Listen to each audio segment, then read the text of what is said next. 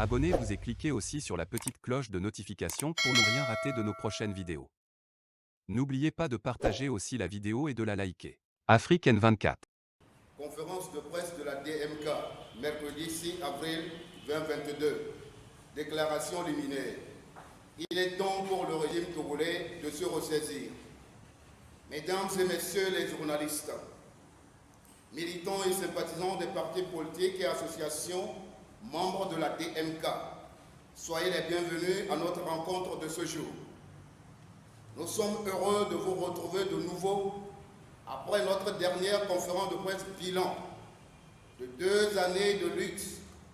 Nous avons jugé utile de vous entretenir et au-delà des journalistes que vous êtes, d'informer le peuple togolais sur les développements récents relatifs au combat de libération que nous avons engagé avec courage et détermination aux graves problèmes que connaît le secteur de l'éducation et aux conditions de vie de plus en plus difficiles des Togolais.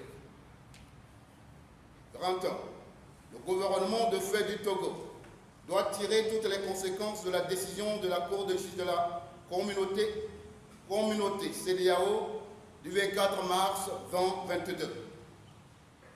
Depuis le 24 mars dernier, la Cour de justice de la communauté CEDEAO, ci-après la Cour, a rendu un arrêt condamnant l'État togolais dans l'affaire qui l'oppose à Dr Gabriel Agbeme Mensan-Kodjo. Il s'agit notamment de l'affaire liée à la revendication de la victoire du peuple togolais à l'élection présidentielle du 22 février 2020 par le président Agbeme Kodjo, candidat porté par la DMK. La décision dit en substance ce qui suit. Point 1. La Cour constate la violation par l'État togolais du droit du président Agbeme Mensan-Kodjo à la liberté d'expression prévue aux articles 9 de la Charte africaine des droits de l'homme et des peuples et de la Déclaration universelle des droits de l'homme.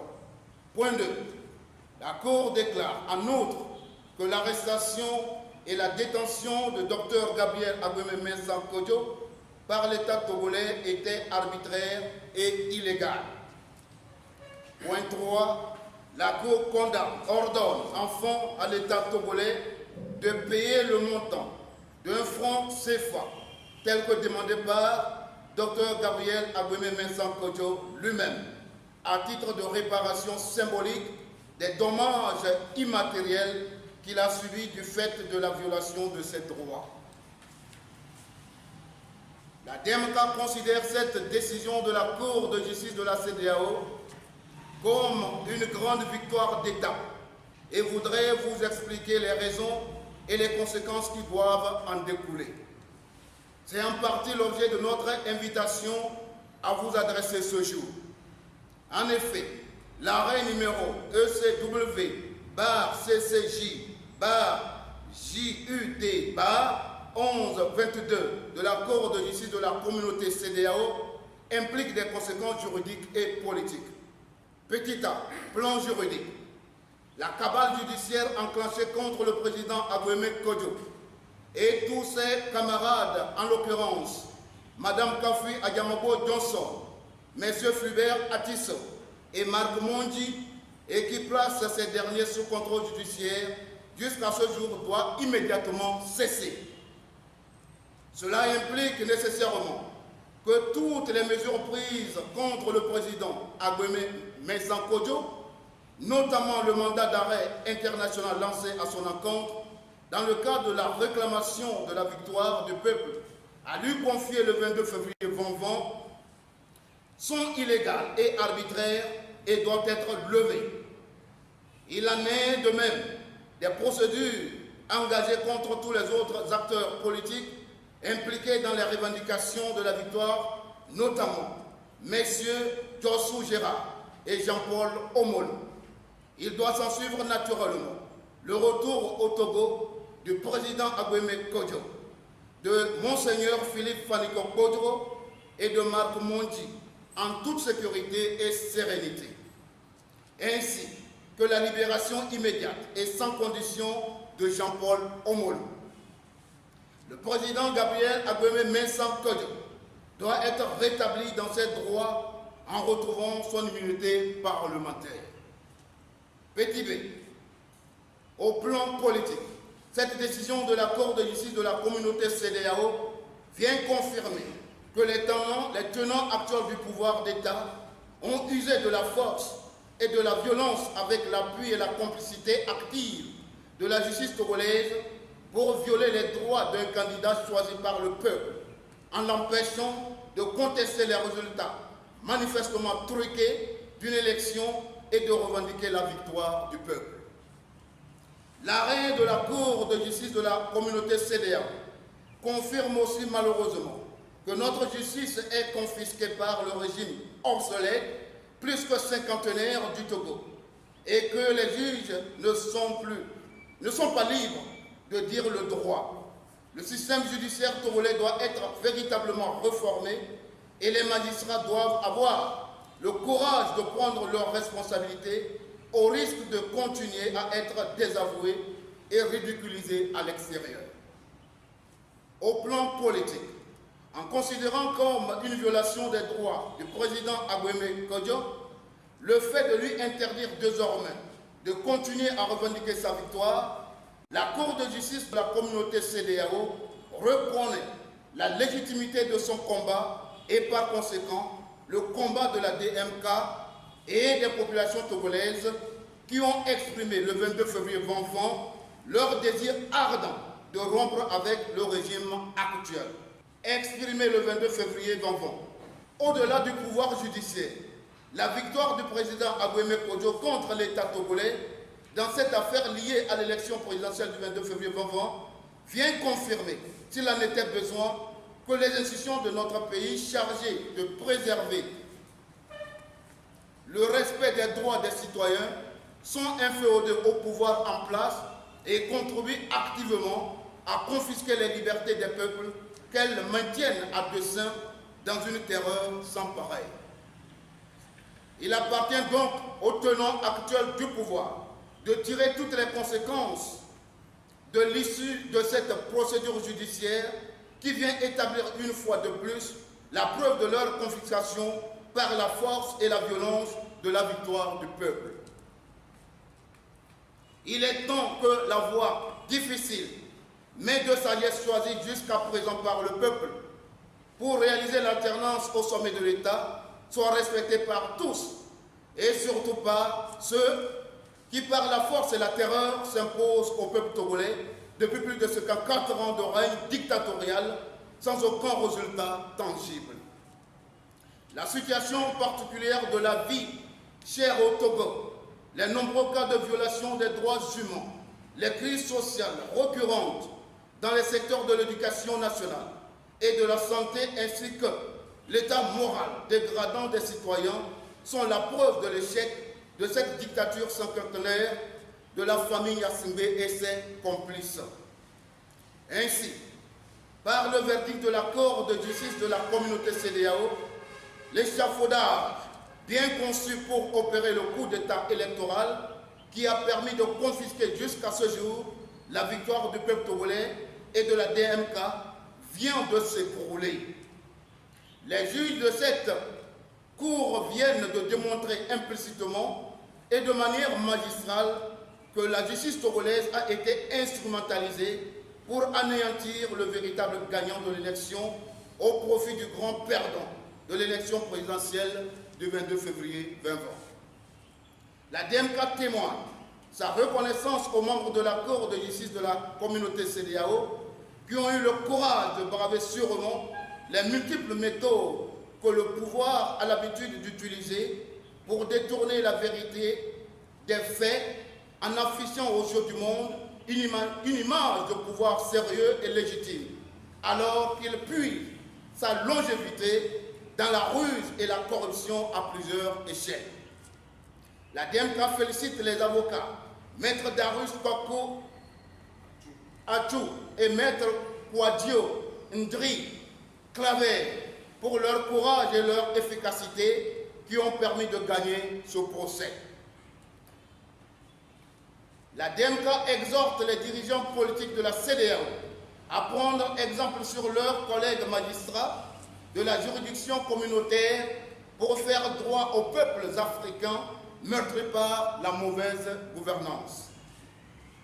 La DMK rassure le peuple togolais sur son engagement réel et constant et sa détermination à le conduire à la victoire définitive. La DMK encourage le peuple togolais à se départir de toute peur pour prendre définitivement en main son destin. Grandeur, le gouvernement de fait doit cesser de jouer avec le feu et prendre enfin en compte les revendications légitimes du syndicat des enseignants du Togo 7. Le syndicat des enseignants du Togo 7 vient de lancer du 4 au 7 avril 2022 son troisième mot d'ordre de grève qui fait suite à celui des 29, 30 et 31 mars 2022, lui-même précédé par le premier couvrant la période du 24 au 25 mars 2022. En réponse à ce mouvement, par lequel les enseignants réclament de meilleures conditions de vie et de travail, le gouvernement de fait n'a pas jugé utile d'ouvrir des discussions.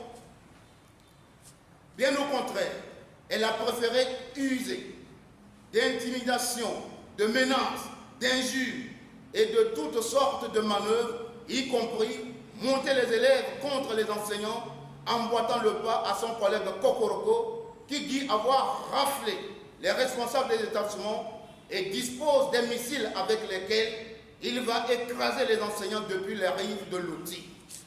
Le ministre des Pistes rurales, M.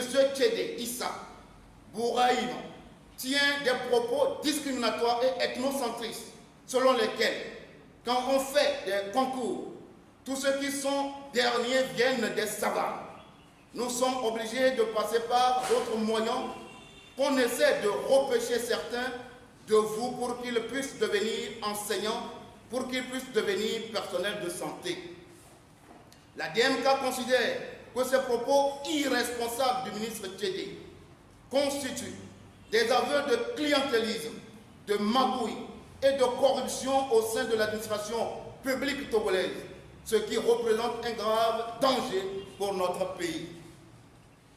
Jamais un membre du gouvernement n'aura fait preuve d'autant de légèreté et de vulgarité, traduisant une médiocrité, voire une misère morale et intellectuelle. Mettant en pratique ces menaces de sanctions, le ministre des Enseignements primaires, secondaires, techniques et de l'artisanat a reversé dans un premier temps 137 enseignants grévistes, puis 9 autres hier, dans la fonction publique, expulsant ainsi du corps des enseignants le personnel formé pour éduquer dans différents domaines les élèves qui se sont révoltés, à leur tour réclamant leurs enseignants renvoyés et le droit d'étudier, sont devenus la cible du régime qui n'a pas hésité à arrêter 7 d'entre eux. La DMK est très préoccupée par la situation créée dans le secteur de l'éducation lorsqu'on sait l'importance de l'éducation pour le devenir des nations. La DMK rend responsable le gouvernement de fait des conséquences de sa gestion calamiteuse des problèmes de l'éducation et de la grève en cours. Elle ne comprend pas l'attitude indigne de ces responsables gouvernementaux qui se comportent comme des extraterrestres vis-à-vis de ceux qui ont en charge la formation et l'éducation de nos enfants qui sont la relève de demain. La DMK exige des autorités judiciaires du pays l'ouverture d'une enquête pour déterminer les auteurs des faits avoués par le ministre Tchédé et l'ampleur des dégâts causés par ces pratiques honteuses et immorales. La DMK appelle en conséquence les autorités à se ressaisir et à, point 1, libérer immédiatement les 7 élèves arbitrairement et abusivement arrêtés et gardés. 2.2. Rapporter dans les meilleurs délais la décision de renvoi des 146 enseignants du corps de l'enseignement afin de ramener le calme dans le secteur de l'éducation. Point 3. Engager des discussions sérieuses et franches avec le SEC et tous les secteurs des acteurs du secteur de l'éducation et au lieu de continuer sa fuite en avant en cherchant à faire de faux dialogues avec ses amis plutôt qu'avec ses adversaires, comme elles savent le faire aussi en politique. Ce n'est qu'à ce prix que des solutions idoines pourront être trouvées aux légitimes revendications des enseignants. Il y va de l'avenir de nos enfants et de notre jeunesse. Grand 3, il est temps de poser des actes concrets pour juguler l'inflation galopante sur les prix des denrées de base, au lieu d'en rajouter et trouver des solutions aux souffrances des Togolais qui n'ont d'autre choix que de recourir au suicide. Plus d'une fois déjà, la DEMCA a, lors de ses sorties, dénoncé l'inaction du gouvernement face à la vie chère et critiqué bien de ces décisions qui continuent à rendre très difficile la vie quotidienne des Togolais. Nous n'en pouvons plus, les Togolais n'en peuvent plus. Le désarroi devant l'impossibilité de subvenir à leurs besoins alimentaires et autres besoins sociaux pousse de plus en plus de Togolais à renouer avec le suicide. Jeunes et adultes y ont recouru ces derniers temps sans que les dirigeants de fait de ce pays ne s'en émeuvent. Bien au contraire, ils en rajoutent à la vie chère en décidant une augmentation substantielle des prix des produits pétroliers qui sans aucun doute entraînera à nouveau une hausse fulgurante des prix des produits de première nécessité. La DEMCA s'indigne devant autant de carences et s'interroge si le pouvoir en place, se sachant rejeté, ne cherche pas à se venger des Togolais. La DEMCA, qui a suivi la sortie des organisations de la société civile sur la vie chère, appuie leur demande de mesures concrètes qui doivent être prises en urgence. Certaines de ces mesures concernant la suppression des taxes revendeuses et des péages. Dans bien de pays, et plus précisément au Bénin, les prix de première nécessité ont été subventionnés. Les droits de douane sur ces produits pourraient aussi être désarmés. La DEMCA met en garde le régime contre le cocktail détonnant qu'il prépare en exacerbant les mécontentements au sein de la population. La DEMCA se tient aux côtés des populations en ce moment difficile et réaffirme sa disponibilité ainsi que sa détermination à poursuivre plus que jamais son combat jusqu'à ce que le désir d'alternance du peuple soit concrétisé. Elle exhorte à nouveau le peuple à se départir de toute peur et à être acteur lui-même des changements nécessaires à son bonheur. Fait à Lomé, le 6 avril 2022, la conférence des présidents. Likez la vidéo si ce n'est pas déjà fait. Laissez aussi votre point de vue en commentaire.